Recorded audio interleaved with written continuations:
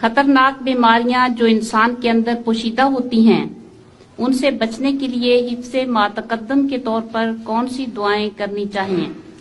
دراصل پوشیدہ بیماریاں ہوں یا ظاہری بیماریاں ہوں، ایک دعا ایسی ہے جو ان سب میں بہت کام آتی ہے۔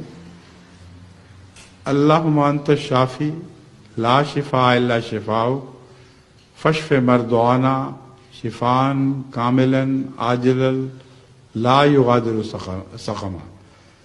تو اس دعا پہ میں بہت پابندی کرتا ہوں اور اس سے بہت فائدہ اٹھایا ہے، اپنوں کے لیے، غیروں کے لیے، جو دعاؤں کے لیے خط لکھتے ہیں ان کے لیے دعا کرتا ہوں۔